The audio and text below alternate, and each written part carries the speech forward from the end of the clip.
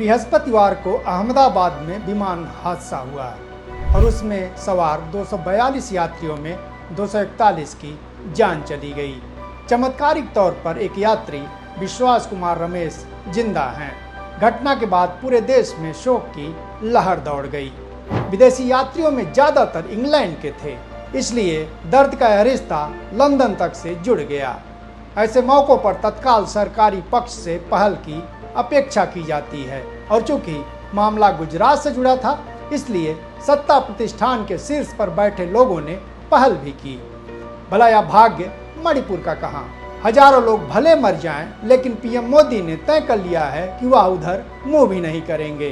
बहरहाल पहले गृह मंत्री अमित शाह गए, फिर पीएम मोदी ने घटनास्थल का दौरा किया और उससे पहले नागरिक उड्डयन मंत्री राम मोहन नायडू अहमदाबाद तो पहुंच ही गए थे। नेताओं से उम्मीद की जाती है कि अपने इन दौरों में वो पीड़ितों और उनके परिजनों का दुख दर्द बांटने का काम करेंगे, उन्हें कुछ भरोसा और दिलासा दिलाएंगे। संवेदना के दो शब्द कहकर उनके दुख को और कुछ कम करने की कोशिश करेंगे, क्योंकि दर्द बांटने से कम होता है और इस तरह के मौक़ों पर पीड़ितों के परिजनों को इसकी बहुत ज़रूरत होती है। ऐसे मौक़ों पर जब चार लोग साथ खड़े हो जाते हैं तो अपने किस्म का मन में एक भरोसा पैदा होता है, वरना सांस है कि बैठने लगती है और फिर किसी भी तरह की अनहोनी की बराबर आशंका बनी रहती है, क्योंकि सबके दुख सहने की क्षमता अलग अलग होती है। और कई बार तो ऐसा देखा गया है कि किसी के जाने के गम में उसके अपने किसी सगे संबंधी के ही प्राण पखेरु उड़ जाते हैं। इसलिए ऐसे नाजुक मौके पर कोई अपना हो या फिर गैर अगर साथ खड़ा होता है तो वह एक बड़ा संबल का काम करता है। इस नज़रिए से गृह मंत्री और प्रधानमंत्री की यह पहल बहुत ज़रूरी थी और इसका स्वागत भी किया जाना चाहिए। लेकिन घटना स्थल पर इनके दौरों की जो तस्वीरें सामने आई हैं और उसके बाद उन्होंने जो बयान दिए हैं, वह इन सारी पहलों पर पानी फेर देने वाली हैं। इस तरह के दुख से भरे और संवेदनशील मौके पर किसी नेता को किस तरह से पेश आना चाहिए, उसकी बेहद कमी महसूस की गई। इनके दौरों के बाद जारी वीडियो को देखकर कोई भी आसानी से यह समझ सकता है कि इनके लिए यह लोगों के दुख और दर्द बांटने के कम अपने चेहरे चमकाने और जिम्मेदारियों से किनारा करने का मौका ज़्यादा था। शुरुआत इस पूरे महकमे के सबसे बड़े जिम्मेदार नागरिक उड्डयन मंत्री राम मोहन नायडू से करते हैं। घटना स्थल के दौरे के समय का मंत्री महोदय का एक वीडियो सामने आया है, जिसमें बाकायदा बैकग्राउंड म्यूजिक लगा हुआ है।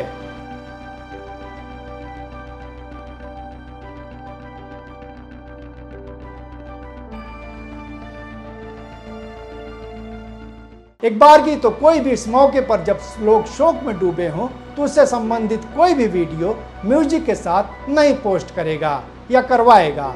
चलिए इसको एक बार की दरकिनार करते हैं और मान लेते हैं कि इसमें शायद वीडियो बनाने वाले की गलती रही हो, लेकिन उससे भी ज़्यादा दुखद बात यह है कि वीडियो को इस तरह से शूट किया गया है जैसे कोई फीचर फिल्म या डॉक्यूमेंट्री बनाई जा रही हो और मंत्री की देह भाषा भी यह बता रही है कि मौके का जायजा लेने की बजाय उनका पूरा जोर ऐसा पोज देने में है जिससे वीडियो अच्छे से अच्छा बन जाए।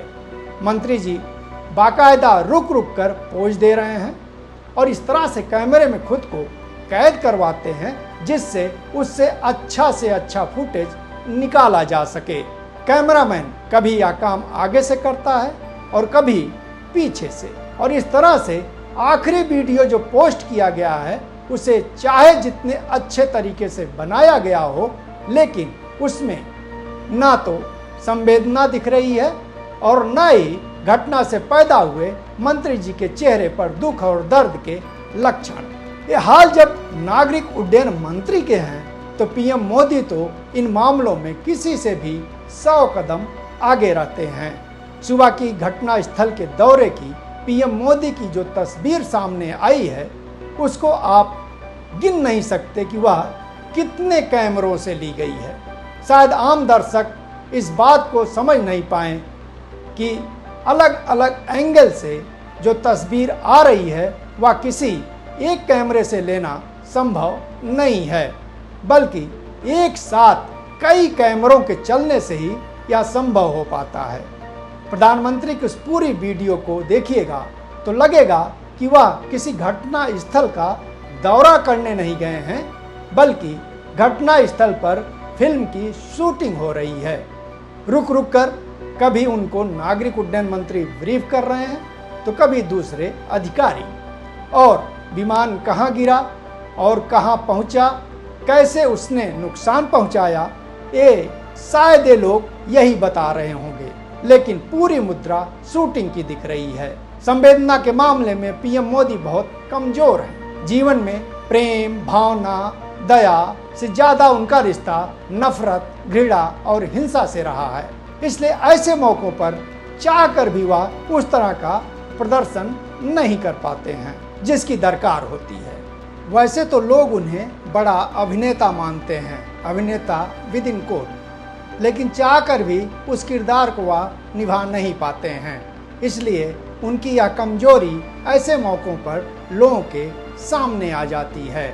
लिहाजा पूरा वीडियो एक इवेंट बनकर रह गया। अब बात करते हैं गृह मंत्री अमित शाह जी की। वह गृह मंत्री होने के नाते भी और उस इलाके से सांसद हैं, इसलिए और भी ज़्यादा इन सारी चीज़ों को लेकर उनकी जिम्मेदारी बढ़ जाती है। पुलवामा हमले की जब उन्होंने कोई जिम्मेदारी नहीं ली जिसके लिए वह सीधे तौर पर जिम्मेदार थे, तो भला इसकी वह क्या जिम्मेदारी लेंगे। इस हादसे से तो उनका कोई सीधा रिश्ता भी नहीं बन रहा है। इसके लिए वो और पीएम मोदी चाहते तो नागरिक उड्डयन मंत्री को इस्तीफा देने के लिए मजबूर कर सकते थे, क्योंकि वह उनकी सीधी जवाबदेही बनती है। लेकिन राजनाथ सिंह के शब्दों में कहें तो उनके यहाँ इस्तीफे नहीं होते। इसलिए कोई प्लेन हादसा हो कि ट्रेन हादसा या फिर किसी तरह का आतंकी हमला, मंत्री क्या किसी बड़े नौकरशाह और छोटे चपरासी तक को कुछ नहीं किया जाएगा।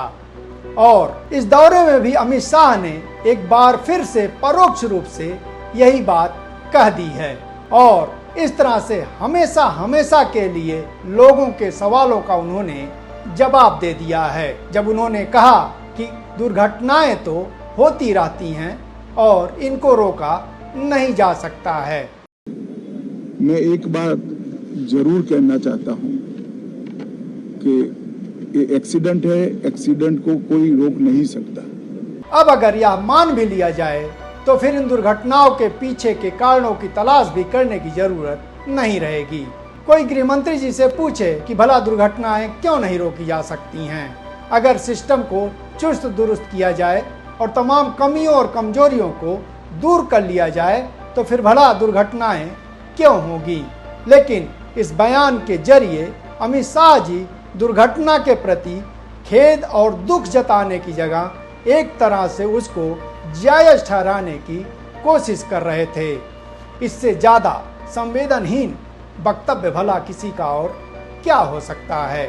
यह बात चाहते तो आप बाद में भी बोल सकते थे गृह मंत्री जी, कम से कम इसको बोलने का यह मौका तो कतई नहीं था। लेकिन आप अपनी जिम्मेदारियों को सिरे से ही खारिज करने की कोशिश कर रहे थे। दरअसल जैसा कि हमने ऊपर ही कहा, इस जमात में संवेदना के सारे स्रोत सूख गए हैं। संघ प्रेरित सांगठनिक ढांचे में वह तंतु ही नहीं विकसित हुआ जो स्वयंसेवकों के दिल और दिमाग को किसी स्तर पर संवेदित कर सके। इंद्रियों में बचपन से पड़े नफरत और घृणा के बीच सांप्रदायिक खाद पानी पाकर समय के साथ हिंसा, हत्या और दंगों के इतने बड़े पेड़ों में तब्दील हो गए कि प्रेम, भावना और दया के लिए वहाँ कोई स्थान ही नहीं बचा। इसलिए दोष इनका नहीं बल्कि उस वैचारिक धारा का है जिसने उनको इस लायक भी नहीं छोड़ा कि वे सामान्य मनुष्य जैसा कोई व्यवहार कर सके। जनचौक के लिए मैं महेंद्र मिश्र। ये वीडियो आपको कैसा लगा नीचे कमेंट बॉक्स में अपनी राय जरूर जाहिर करें।